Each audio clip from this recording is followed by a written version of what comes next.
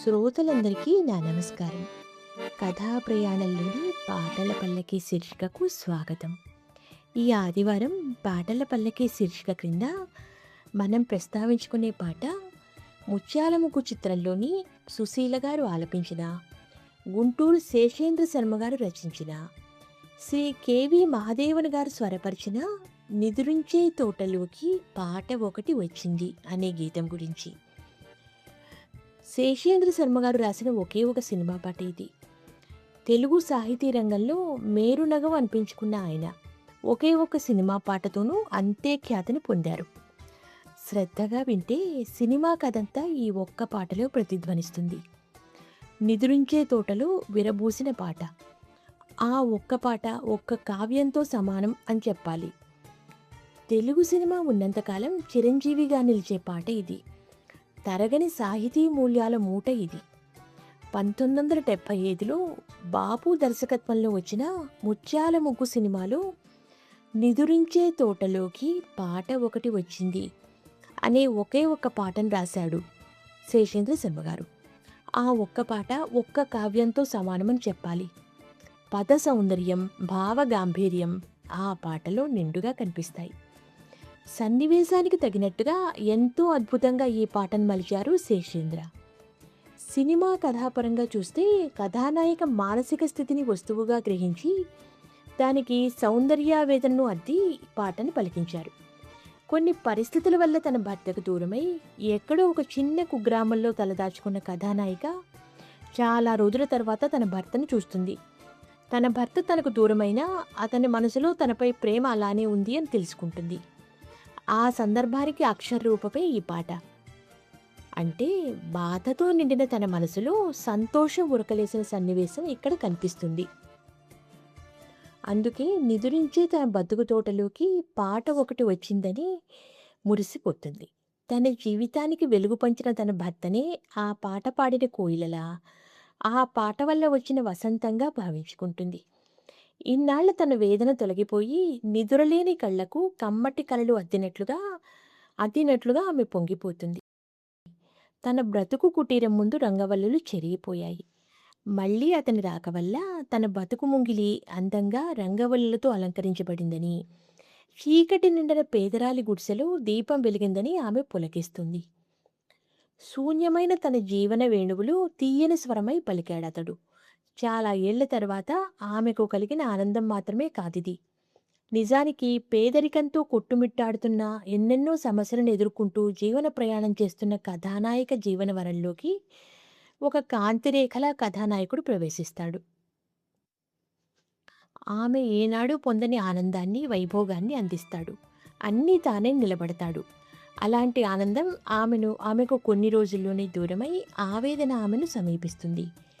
మళ్ళీ కొన్నేళ్ల తర్వాత తన భర్తను చూసిన వేళ ఆమె మనసులో రేగిన పులకింతల సందడిని శేషేంద్ర ఈ పాటలో వివరించాడు. ఆమె అతని తలపుల్లో ఉంది. నిరంతరం వెలుగువలోనే కలవరిస్తుంది. పచ్చని సంసారం, చక్కని సంతానం, కలకాలం ఉండాలన్న తన కోరికలు విఫలమయ్యాయి. అలా విఫలమైన కోరికలతో ఊగిసలాడే ఆమెలో ఆశలు మళ్ళీ చిగురించి కనపడకుండా పోయాయి. దానికి కారణం తన భర్త ఆమెకు కాసేపు కనపడి మళ్ళీ దూరమైపోవడం. అప్పుడు ఆమె తన బాధను కొమ్మల్లోని పక్షులకు, ఆకాశంలోని మేఘాలకు చెప్పుకుంటుంది. దోచుకుపోతున్న నావను ఆపమని, లేకుంటే రేవు కన్నీరు కారుస్తుంది అని ప్రాధేయపడుతుంది. ఎందుకంటే తనను చేరి దూరమైన తన భర్త నావలో నది గుండా అవతలి వైపుకు వెళ్ళిపోతున్నాడు. యువతల వైపున ఉన్న ఆమె దూరమైన ఆనందాన్ని తలుచుకుని బాధపడుతుంది. ఇంతటి సంతోష సంతాపాల సమ్మేళనమైన సందర్భాన్ని గొప్పగా కవిత్వీకరించాడు శేషేంద్ర శర్మ గారు. ఈ పాట విన్నప్పుడల్లా శేషేంద్ర ఇలాంటి సినిమా పాటలు ఇంకా రాసి ఉంటే తెలుగు సినిమా పాటల సాహిత్యకు విలువలు మరింత పెరిగి ఉండేవి అనిపిస్తుంది. తెలుగు సినిమాల్లో 100 ఉత్తమ గీతాలను ఎంపిక చేసినప్పుడు అందులో ఈ పాట చోటు దక్కించుకోవడం విశేషం. తెలుగు సినిమా ఉన్నంతకాలం చిరంజీవిగా నిలిచే పాట ఇది. తరగని సాహితీ మూల్యాల పాట ఇది.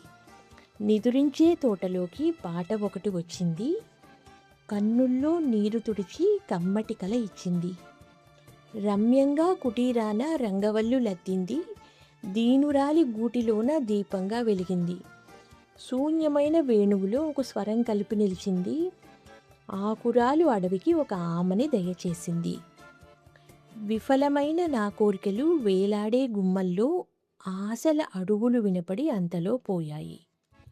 కొమ్మల్లో పక్షుల్లారా, గగనంలో మబ్బుల్లారా, నది దోచుకుపోతున్న నావను ఆపండి, రేవు బావురుమంటోందని నావకు చెప్పండి. విఫలమైన నా కోరికలు వేలాడే గుమ్మల్లో. ఇందులో గుంటూరు శేషేంద్ర శర్మ గారు రచించిన అది వాస్తవిక గీతం. నిదురించే తోటలోకి పాట ఒకటి వచ్చింది, కన్నుల్లో నీరు తుడిచి కమ్మటికల ఇచ్చింది. ఈ పాట ఈ రకంగా సాగుతుంది. జనసామాన్యంలో చిరస్థాయిగా నిలిచిపోయింది. సినిమాలో చక్కగా అమరింది. అనుమానంతో ఇంటి నుంచి నిర్దాక్షిణ్యంగా పంపివేయబడిన కథానాయిక తన 2 పిల్లలతో వాల్మీకి ఆశ్రమం లాంటి చోట తలదాచుకుంటుంది. భర్త ఎక్కడో రాజమహల్లో ఉంటాడు. యాదృచ్ఛికంగా లాంచీ మీద కథానాయిక ఉండే రేవు మీదుగా కథానాయకుడు దాటి వెళ్లే నేపథ్యంలో కథానాయిక మనస్థితిని విప్పి చెప్పే పాటగా ఇది నడుస్తుంది. రమ్యంగా కుటీరాన రంగవల్లు లద్దింది. దీనురాలి గూటిలోన దీపంగా వెలిగింది. శూన్యమైన వేణువులో ఒక స్వరం కలిపి నిలిపింది.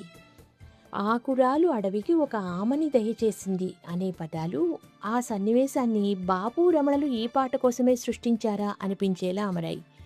అందుకే ఇది శేషేంద్ర సినిమాకి రాసిన పాట అనుకుంటారు.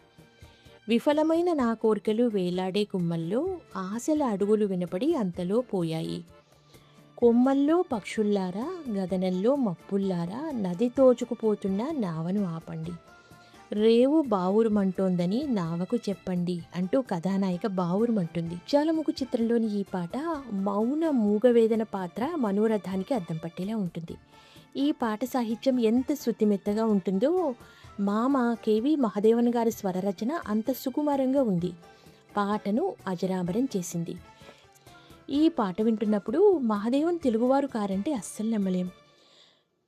ఇక పాత్ర మనోభావానికి సుశీల గారి గాత్రం ఒక దర్పణం. పాత్ర పొందిన అనుభవాలు ఆమె గొంతు పలికిన తీరులో ఒక తీయని వేదన రమణీయంగా పలికింది. విన్నారుగా ముత్యాలముగ్గు చిత్రంలోని ఈ నిదురించే తోటలోకి పాట ఒకటి వచ్చింది అనే సుమధుర గీతం వెనుక ఉన్న నేపథ్య విశేషాలను వచ్చేవారు మరో మంచి పాట యొక్క విశేషాలతో మీ ముందుంటాను. అంతవరకు సెలవు. నమస్కారం.